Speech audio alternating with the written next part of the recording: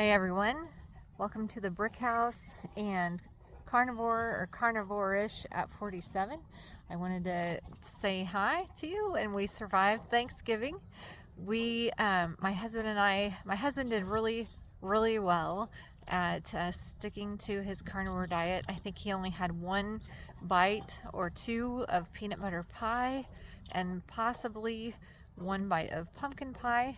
But he enjoyed all of the meat selections that we had, from turkey to, I don't know, there was a couple other things that he had, and he did a really good job. I struggled, but I didn't eat nearly as many sweets as I usually do, and I kind of filled up on the turkey, and I didn't feel super bloated. I felt a little bit from what sweets I did have, which, like I said, was way less than what I generally would have.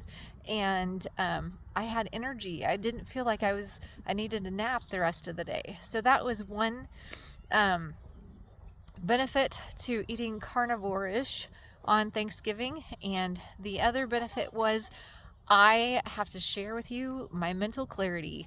Oh my goodness, it was so wonderful to be able to speak in full sentences and not have to search for the rest of the sentence. My kids are super annoyed at me. Probably the last couple years I would just kind of drift off in the sentence, and I knew what I wanted to say, but it just kind of like the words would just fail. Like my mind went on to something else. I don't know if it's ADD or or what exactly it is, but I would just like stop, and I have a son that'd be like, "You're leaving me hanging," and or they would just start finishing my sentences for me. But one interesting thing that happened to me was I was sitting next to two of my sisters-in-law, and I was able to finish their sentences. Like, they're like, "Oh, what's the word?"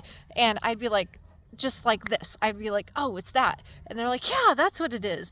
4 times it happened, and I was so excited. It was just an amazing thing that happened to me. And I was trying to explain the carnivore diet to our family, and my husband was as well. And so they're very skeptical, but I hope that we're leading by example. We had a great time with family when you're not like obsessed with food, and you don't keep going back to the food table and nibbling. I mean, we were able to spend more time talking, and it was just a really nice Thanksgiving. I'm trying to keep a couple of my cows in the picture. They're fun to watch. But anyway, I wanted to also share a couple other things. Like, I don't seem to be as cold, even though I have lost fat, as I have been in the past. A lot of times in the winter, I detest the winter. Let me just flat out say that. I despise the cold, but I haven't been as cold as I usually am. And I don't know if that's like the increased muscle that I have or increased metabolism. And also, I did hit a plateau, but I noticed that some of my clothes that were tight earlier are looser. So even though my weight has stopped going down for a little bit, my clothes are still continuing to get looser. And my son commented about my husband. He's like, "You need to get him some new pants.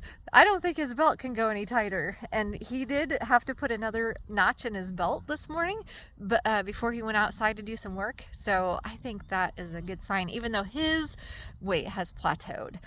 And also, my husband has a twin who has been doing some fasting, and it was really interesting seeing them side by side, because my husband definitely was slimmer in the face and all over, like he looked like he had muscle, and his twin was still kind of puffy everywhere. Granted, his twin hasn't been doing that as long, and I'm hoping that we inspire everyone in the family to maybe try a more meat-based diet, because of the results that we're going to get. And then third thing I want to share is our family always has a cookie exchange the Saturday after Thanksgiving, and it's for the ladies of the family. And I have to say, I apologize if anybody in our family sees this video. I do enjoy getting together with everyone, but all of my husband's family is diabetic, like type 2 diabetic, and it's like a celebration of sugar. It is fun, and it's always been fun to get together and talk,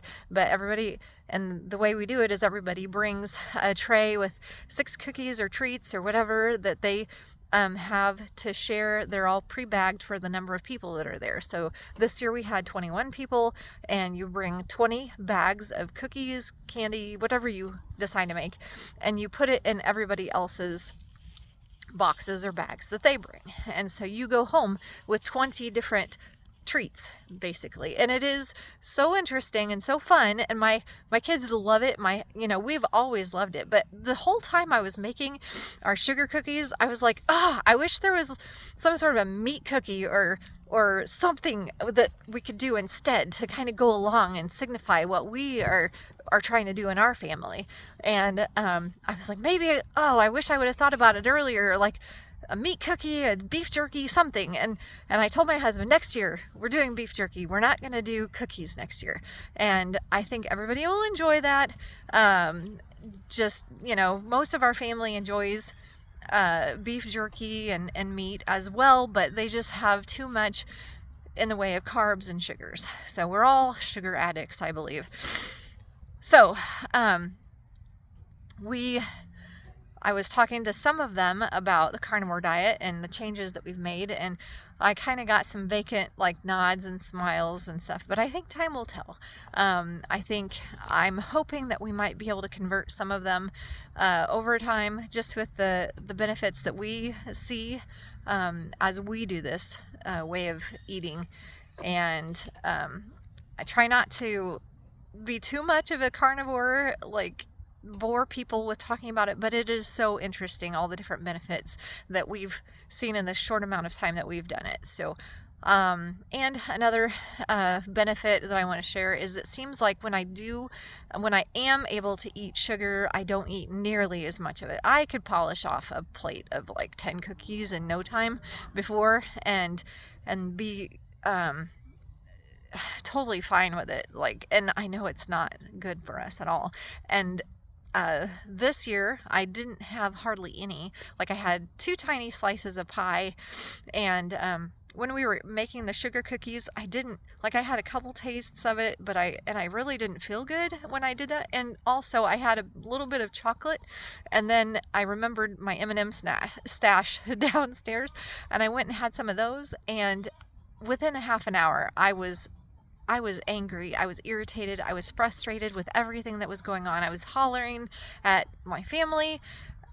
So I do appreciate the calm, level-headed, emotional steadiness that I get on carnivore versus the ups and downs I have when I eat a sugar-based or carb-based diet. So I wanted to share that with you, everyone who is my accountability partners, and I hope to be posting a little bit more frequently. I've got some other really cool things that I want to share here in the near future. So why don't we say goodbye to Maggie and Maisie with their heads in the bucket, and there's Buddy back there, and Moose Tracks is in the barn, and Oreo's over there too. So all right, take care, everyone, and talk to you next time. And just hit like and subscribe if you don't mind, and I'll keep posting. Bye.